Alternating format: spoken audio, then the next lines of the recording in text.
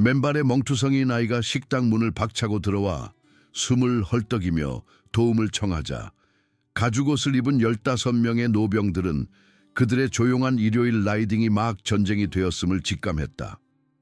강원도의 햇살이 설악산 봉구리에 겨우 닿을 무렵 김 대장 제혁의 오토바이가 텅 빈 고속도로로 진입하며 굉음을 냈다. 그의 뒤를 이어 14대의 대형 오토바이가 빈틈없는 대형으로 따라붙었고 엔진 소리는 협곡벽에 울려 퍼지는 통제된 천둥 소리의 교향곡을 만들어냈다. 67살의 대장은 공식적으로는 존재하지 않았던 3번의 파병 기간 동안 소총을 쥐었던 것과 같은 확신으로 핸들을 잡았다. 그의 조끼에 달린 군단 패치, 방패를 움켜쥔 은빛 독수리, 는 그가 부하들을 이끌고 원래 아침 식사 장소로 향하는 동안 아침 햇살을 받아 빛났다. 2개의 잊힌 국도가 교차하는 지점에 갈림길 식당이 홀로 서 있었다. 작은 마을의 역사를 보여주는 낡은 기념비 같았다. 안에서는 마을 사람들이 커피잔에 몸을 웅크리고 있었고 몇몇은 라이더들이 들어서자 고개를 끄덕이며 인사를 건넸고 다른 이들은 갑자기 스크램블 에그에 관심을 보이는 척했다. 낡은 주크박스에서는 트로트 음악이 흘러나왔고 카운터 위에 걸린 텔레비전에서는 대통령이 경제 회복에 대해 이야기하고 있었다. 대장은 장갑을 차분하게 벗으며 수십 년이 지나도 사라지지 않는 전술적 인지력으로 내부를 살폈다. 그의 팀, 전 특전사, 수색대, 해병대, 특수수색대 출신들, 숙련된 효율성으로 뒷자리 테이블로 향했다. 그들은 여느 오토바이 클럽과 다를 바 없어 보였다. 흰 수염의 가죽옷을 입고 위압적인 모습이었다. 하지만 시야와 탈출 경로를 확보하며 자리를 잡는 방식은 그들의 진짜 본성을 드러냈다. 주인이자 아침 담당 웨이트리스인 미영 씨가 조심스러운 친근함을 보이며 다가왔다. 그녀는 그들에게 여러 번 서빙했고 그들이 돈을 잘 내고 문제를 일으키지 않는다는 것을 알고 있었다. 하지만 돌개 마을 같은 곳에서는 묵은 편견이 쉽게 사라지지 않았다. 커피는 다 같은 걸로 드릴까요? 그녀는 이미 커피를 따르며 물었다. 대장은 노련한 미소를 지었다. 네, 사장님, 오늘 특별 메뉴가 있다면 그걸로 부탁합니다. 미영 씨가 테이블을 돌며 주문을 받는 동안 대장은 카운터 뒤편에 걸린 사진을 발견했다. 국군 장병 여러분을 응원합니다라는 현수막 아래 사막 위장복을 입은 젊은 군인의 사진이었다. 멍하니 먼 곳을 응시하는 그 눈빛은 한눈에 알아볼 수 있었다. 그녀가 돌아오자 대장이 물었다. 아드님인가요? 그녀의 방어적인 태도가 누그러졌다. 제 아들 동현이에요. 제사 보병사단 소속이었고 이라크 파병에서 무사히 돌아왔죠. 훌륭한 부대죠. 대장이 고개를 끄덕였다. 든든한 사내들이었을 겁니다. 군 복무하셨나요? 특수부대, 한국전쟁 그리고 다른 곳들. 그는 더 이상 자세히 설명하지 않았다. 일부 작전은 수십 년이 지난 후에도 여전히 기밀이었다. 식당 안에 긴장이 막 풀리기 시작했을 때 정문이 안쪽으로 요란하게 열렸다. 7살쯤 되어 보이는 어린 소녀가 찢어진 분홍색 원피스를 입고 입구에 서서 떨고 있었다. 흙먼지가 그녀의 얼굴을 뒤덮었고 맨발은 피를 흘리고 있었다. 보라색 멍이 왼쪽 뺨을 검게 물들이고 있었다. 제발요. 그녀는 숨을 헐떡이며 눈물이 흙먼지 사이로 길을 만들었다. 엄마를 때리고 있어요. 제발 도와주세요. 시간이 멈췄다. 그리고 아이의 다리가 풀렸다. 대장은 놀라운 속도로 움직여 아이가 바닥에 쓰러지기 전에 붙잡았다. 그는 무릎을 꿇고 아이의 눈높이를 맞췄다. 누가 내 엄마를 때리고 있니, 아가? 아이는 창문 쪽 나무들 사이로 보이는 이동식 주택 단지를 가리켰다. 태식 아저씨요. 또 엄마를 때리고 있어요. 피가 나요. 대장은 아이의 눈 밑 멍을 살폈다. 이것도 태식 아저씨가 그랬니? 아이는 고개를 끄덕였고 한 방울의 눈물이 떨어졌다. 이름이 뭐니? 은서요. 박은서요. 대장이 아이를 진정시키는 동안 군단의 의무병이자 전 육군 야전 외과 의사였던 이 의무병. 민준이 늘 가지고 다니는 의료 키트를 들고 다가왔다. 그가 은서의 부상을 확인하는 동안 은서는 손을 뻗어 대장의 군단 패치를 만졌다. 우리 아빠도 이런 거 있었는데 그녀가 속삭였다. 하늘나라 가기 전에요. 대장과 민주는 의미심장한 눈빛을 교환했다. 네 아빠도 군인이셨니? 은서는 고개를 끄덕였다. 엄마가 아빠 군복을 특별한 상자에 넣어뒀어요. 그거 볼 때마다 울어요. 민주는 그녀의 멍을 조심스럽게 살폈고 대장은 그녀의 시선을 붙들었다. 네 아빠는 용감한 분이셨어. 엄마는 영웅이라고 했는데 태식 아저씨는 바보라고 했어요. 그녀의 작은 얼굴은 부적절한 분노로 굳어졌다. 태식 아저씨가 싫어요. 대장은 뒤에 앉은 부하들을 흘끗 보았다. 그들은 완벽하게 정지한 채 앉아 있었고 표정은 편안함에서 포식자의 그것으로 바뀌어 있었다. 악을 보면 알아보는 노병들이었다. 얼마나 달려왔니, 은서야? 민준이 그녀의 발을 살피며 물었다. 모르겠어요. 태식 아저씨가 엄마 때리고 나서 잠들었어요. 몰래 도망쳐 나왔어요. 용감한 아이구나. 대장은 진심으로 말했다. 그는 미영 씨를 보았다. 이 태식이라는 사람 아시나요? 그녀의 표정이 굳어졌다. 최태식이요. 전 헌병대 출신이고 구리광산에서 보안 일을 해요. 주사가 고약한 술고래죠. 대장은 한번 고개를 끄덕였다. 결정은 내려졌다. 그는 은서에게 몸을 돌렸다. 우리가 내 엄마를 도울 거야. 우리가 그 일을 하는 동안 여기 민준 아저씨가 널 잘 돌봐줄 거야. 그는 일어서서 팀원들에게 말했다. 불곰매 나무꾼, 너희는 나와 함께 간다. 독사 서장에게 전화해. 이동식 주택단지에 가정폭력 상황이 발생했다고 알려. 나머지는 대기. 대원들은 즉시 움직였다. 질문은 없었다. 그들의 현역 복무가 끝난 지 수십 년이 지났지만 지휘체계는 여전히 깨지지 않았다. 회색 수염을 가진 거구에 불곰이 일어서며 물었다. 교전 수칙은 무고한 이를 보호하고 위협을 제압한다. 필요하지 않으면 영구적인 피해는 주지 않는다. 4명의 라이더가 문으로 향했고 민주는 은서와 함께 남아 이미 소독 물티슈로 그녀의 발을 닦아주고 있었다. 미영 씨가 오렌지 주스를 들고 와 겁에 질린 아이 앞에 놓아주었다. 아이를 잘 부탁한다. 대장이 민준에게 말했다. 우리가 처리할게. 밖에서는 소나무 숲으로 덮인 산들 위로 강원도의 하늘이 믿을 수 없을 만큼 푸르게 펼쳐져 있었다.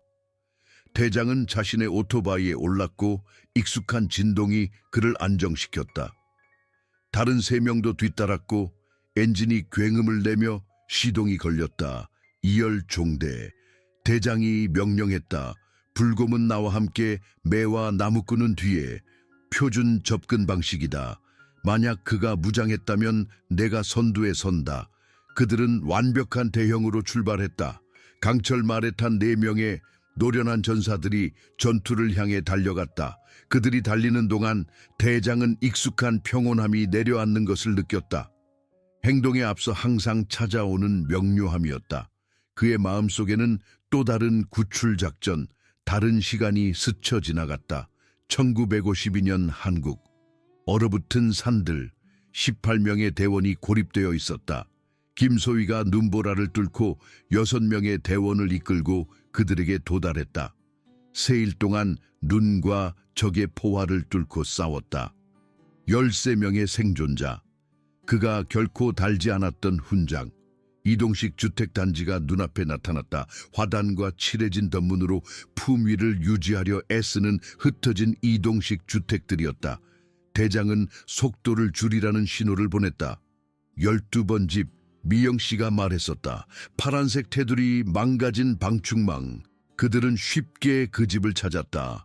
자갈길 진입로에는 최신형 트럭이 서 있었고 그 깨끗한 도색은 낡은 이동식 주택과 극명한 대조를 이루었다. 마당에는 맥주 캔들이 흩어져 있었다. 방충망 문은 한쪽 경첩이 뜯겨나가 삐뚤게 매달려 있었다. 대장은 시동을 껐다. 다른 이들도 뒤따랐고 갑작스러운 침묵은 기대감으로 무거웠다. 안에서는 유리가 깨지는 소리가 들렸고 이어 여자의 억눌린 비명이 뒤따랐다. 불곰, 뒤쪽으로 가. 대장이 명령했다. 매 트럭을 감시해.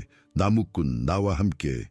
전 해병대 특수수색대 출신인 불곰은 놀라운 은밀함으로 이동식 주택 뒤편으로 사라졌다.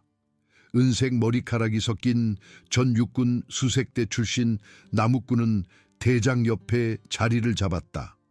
그들은 은밀함을 시도하지 않고 다가갔다. 때로는 기습보다 위압감이 더 효과적이었다. 대장은 알루미늄 문이 흔들릴 정도로 3번 노크했다. 최태식, 문 열어. 소리가 갑자기 멈췄다. 무거운 발걸음이 다가왔다. 문이 활짝 열리자 40살 초반의 남자가 모습을 드러냈다. 근육질이었지만 배가 조금 나와 있었다. 얼룩진 민소매 셔츠에는 피처럼 보이는 것이 묻어 있었다. 충혈된 눈은 문 앞에 서 있는 가죽옷 차림의 남자들을 평가하듯 훑었다. 너희들 뭐야? 그 어린아이가 식당까지 왔더군. 대장이 침착하게 답했다. 우리는 그 아이 엄마 때문에 여기 왔다. 태식의 얼굴이 어두워졌다. 그 빌어먹을 년이 도망쳤단 말이지. 여긴 사유지야. 경찰 부르기 전에 꺼져. 이미 불렀어. 대장이 말했다. 오고 있을 거다. 이제 비켜. 웃기지 마. 태식이 문을 닫으려 했다. 대장의 부츠가 숙련된 정확성으로 문을 가로막았다. 아이가 엄마가 피를 흘린다고 하더군. 좋게 할 수도 있고 어렵게 할 수도 있지만 어떤 식으로든 우리는 들어갈 거다. 태식은 술과 분노 속에서 계산하며 망설였다. 대장의 눈빛에서 뭔가를 느꼈는지 방얼음 뒤로 물러섰다. 그것이 대장에게 필요한 전부였다. 그는 이동식 주택 안으로 밀고 들어갔고 나무꾼이 바로 뒤를 따랐다. 내부는 어둡고 어수선하고 폭력의 흔적이 가득했다. 뒤집힌 가구들, 깨진 램프, 흩어진 잡지들, 텔레비전은 텅 빈 방을 향해 재생되고 있었다. 작은 흐느낌이 그들의 시선을 주방으로 이끌었다. 한 여인이 냉장고에 몸을 웅크린 채 쓰러져 있었고 한 팔로 얼굴을 보호하고 있었다. 코와 이마의 상처에서 피가 흘러내렸다. 딸과 너무나도 닮은 밝은 색 머리카락은 땀과 피로 엉겨붙어 있었다. 나무꾼은 즉시 그녀에게 다가갔고 대장은 벽에 기대어 주먹을 꽉 쥐고 있는 태식에게 시선을 고정했다. 선영 씨, 나무꾼이 부드럽게 말하며 여자 옆에 무릎을 꿇었다. 은서가 저희를 보냈습니다. 저희는 도우러 왔어요. 딸의 이름의 여인은 팔을 살짝 내렸다. 은서, 아이는 무사한가요? 괜찮습니다. 식당에서 저희 의무병과 함께 있어요. 용감한 아이더군요. 선영 씨의 멍든 얼굴에 안도감이 스쳐 지나갔지만 곧바로 두려움이 뒤따랐다. 가셔야 해요. 당신들이 떠나면 그 사람이 더 심해질 거예요. 당신 없이 저희는 떠나지 않습니다. 나무꾼이 단호하게 말했다. 태식이 한 발 앞으로 나섰다. 어딜 간다는 거야? 여긴 내 집이야. 이 여자는 그 문장 끝내면 내 이빨 주워 담게 될 거다. 대장이 조용히 말을 끊었다. 분노는 없었다. 그저 절대적인 확신뿐이었다. 태식은 주춤했지만 이내 정신을 차렸다. 누구한테 이러는지 모르는군 늙은이. 나 헌병대 출신이야. 계룡대에서 복무했고 내 권리는 내가 알아. 대장은 싸늘한 미소를 지었다. 최태식 병장, 네가 누군지 정확히 알고 있다. 1979년 불명예 전역, 품위 손상, 피해자들이 증언하지 않아 기각된 가정폭력 혐의 2건. 태식의 눈이 휘둥그레졌다. 어떻게 그걸?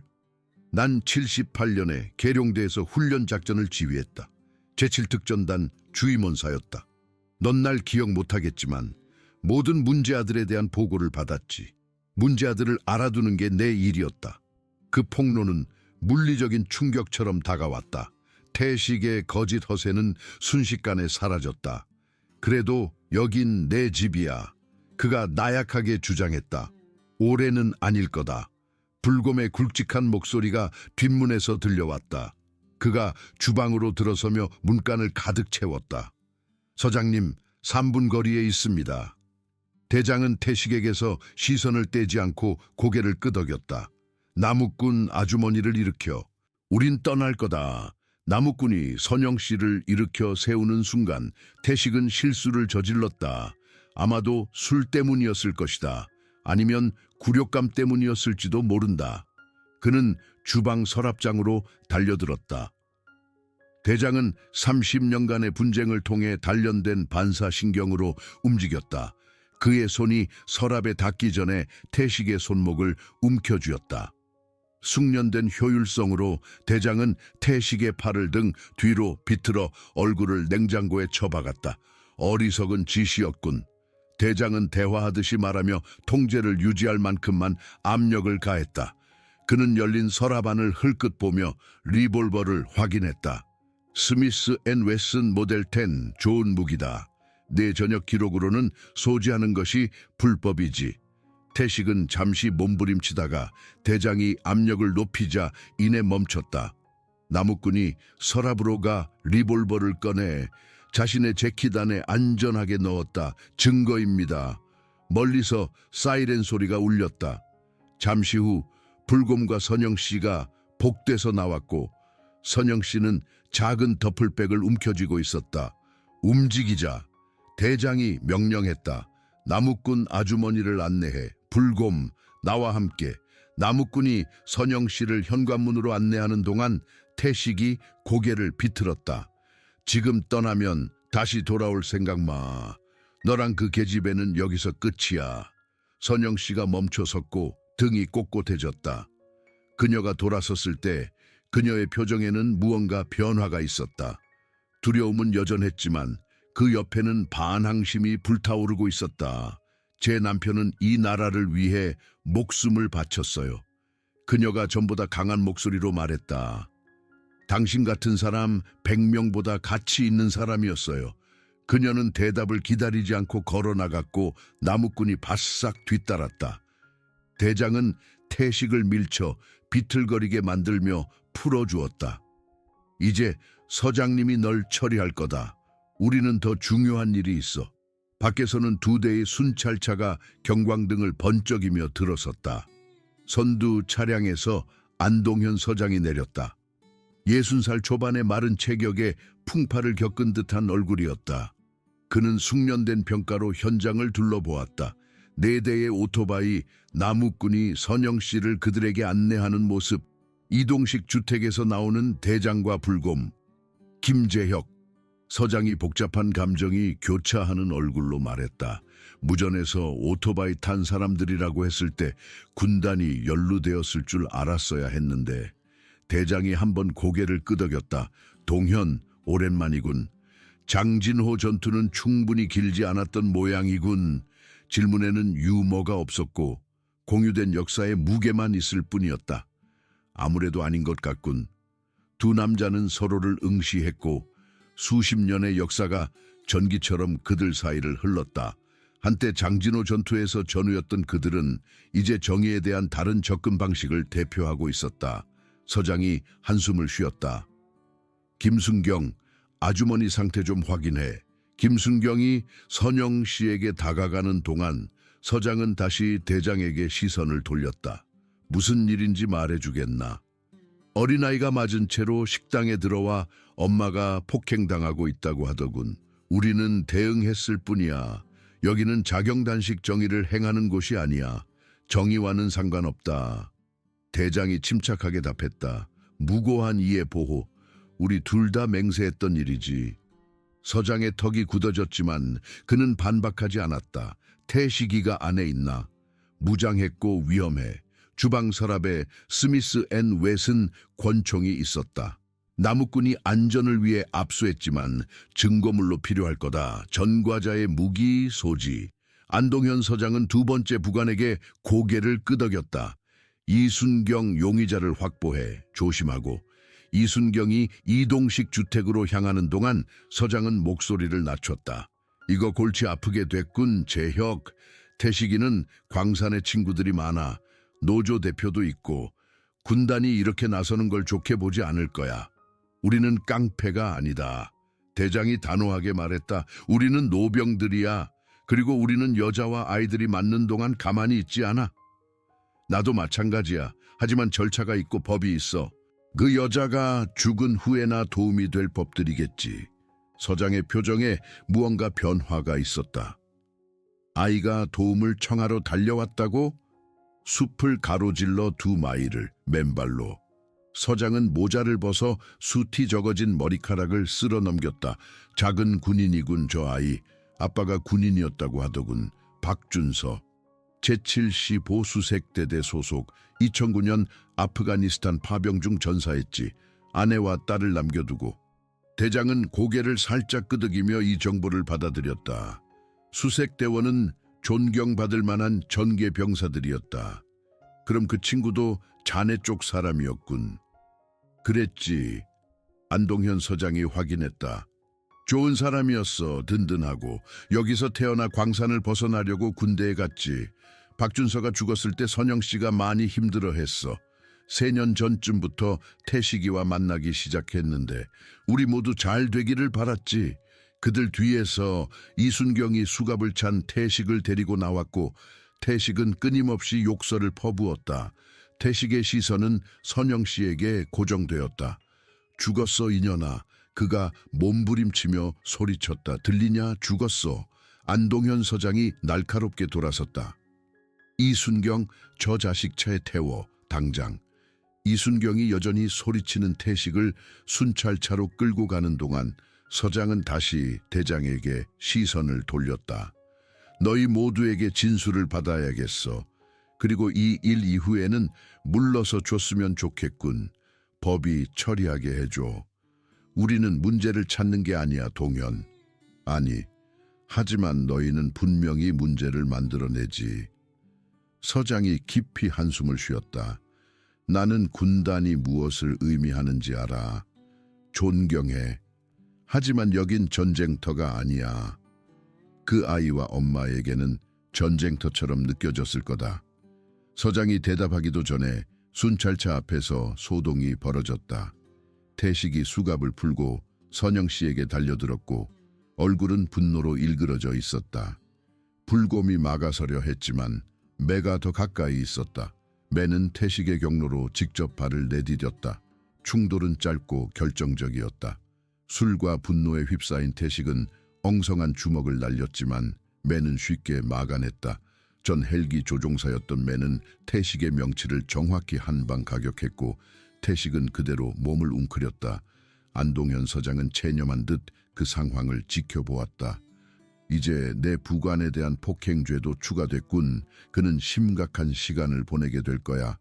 그는 대장에게 다시 몸을 돌렸다. 자네가 원하던 것을 얻었군. 보호다. 대장이 정정했다. 정의는 자네 부서의 일이고. 서장이 천천히 고개를 끄덕였다. 자네들 모두 진술을 위해 경찰서에 와야겠어. 그리고 이 상황에서 군단은 손을 떼기를 바라네. 그가 보석으로 풀려날 때까지 말인가. 대장이 지적했다. 그런 부류의 인간들은 멈추지 않아. 서장의 얼굴에 걱정스러운 표정이 스쳤다. 내가 할 수 있는 일을 찾아보겠네. 우선 아주머니와 딸을 안전한 곳으로 데려가. 14번 국도변에 있는 모텔이 괜찮을 거야. 고맙네, 동현. 서장이 멀어지자 불곰이 대장에게 다가왔다. 서장님과는 무슨 인연이 있으십니까? 대장은 서장이 부관들과 상의하는 모습을 지켜보았다. 한국전쟁, 장진호 전투. 그는 내 부대 저격수였다. 내 목숨을 2번이나 살려줬지. 전쟁 후 나는 군에 남았다. 특수부대, 비밀작전. 동현은 고향으로 돌아와 배지를 달고 시스템 안에서 일하는 것을 믿었지. 그 이후로 우리는 정의가 어떻게 실현되어야 하는지에 대해 계속 의견이 달랐어. 불곰이 이해한다는 듯 고개를 끄덕였다. 방법은 다르지만 목표는 같군요. 그럴지도. 동현은 더 이상 그렇게 생각하지 않는 것 같지만 그들은 식당으로 돌아왔고 은서는 민준과 함께 팬케이크를 먹고 있었다. 엄마를 보자마자 그녀는 부스에서 뛰쳐나와 선영 씨의 품으로 달려갔다. 엄마, 괜찮아요. 선영 씨는 충격에 움찔했지만 무릎을 꿇고 딸을 안아주었고 눈물이 흘러내렸다. 괜찮아 아가, 정말 용감했어. 대장은 부하들이 좀처럼 보지 못하는 표정, 다정함에 가까운 으로 재회를 지켜보았다. 그리고 나서 그는 팀원들을 모았다. 태식이는 오후에 보석으로 풀려났다. 그가 나중에 모텔에서 그들에게 말했다. 우리는 여기서 경비를 유지한다. 이 가족은 누구도 다시 건드리지 못하게 할 거야. 이어지는 날들은 세심하게 조율된 작전이 되었다. 군단은 태식의 연줄이 예상보다 깊다는 것을 발견했다. 그의 삼촌은 광산 노조를 장악하고 있었고 그의 사촌은 광업 이사회에 앉아 있었다. 최 씨 가족은 부패와 환경 범죄를 통해 여러 세대에 걸쳐 돌개 마을을 오염시켜왔다. 그들은 박준서가 파병 전에 최 씨 가족에 대한 증거를 모으고 있었다는 것을 알게 되었다. 태식이 전혀 몰랐던 대여 금고에 선영 씨가 여전히 보관하고 있던 문서들이었다. 군단은 증거를 확보하고 연방 당국에 연락했으며 태식에 피할 수 없는 보복에 대비했다. 그가 고용한 폭력배들과 함께 왔을 때 대장은 기다리고 있었다. 대결은 짧았지만 결정적이었다. 태식은 체포되었고 그의 가족의 범죄는 폭로되었으며 연방 수사관들이 광산으로 내려왔다. 이 모든 과정을 통해 은서는 대장을 할아버지라고 불렀다. 어떤 총알보다 깊이 박히는 호칭이었다. 그녀는 자신의 새로운 가족 그림을 그렸다. 엄마, 자신, 그리고 그들을 구해준 가죽옷 입은 노병들. 몇 주 후 산속 깊은 곳에 있는 연방안전가옥에서 대장은 은서와 함께 때 묻지 않은 야생을 내려다보는 베란다에 앉아 있었다. 또 만날 수 있을까요? 그녀는 최신 그림을 보여주며 물었다. 언젠가는. 그가 약속했다. 군단은 가족을 잊지 않는다. 그녀는 작고 믿음직스러운 모습으로 그의 옆에 기대었다. 약속해요. 약속한다. 대장이 온몸의 세포로 진심을 담아 말했다. 그들 위로 독수리 한 마리가 원을 그리다가 먼 본구리들을 향해 날아갔다. 대장은 독수리가 사라지는 것을 지켜보며 수년 동안 느끼지 못했던 완전함을 느꼈다.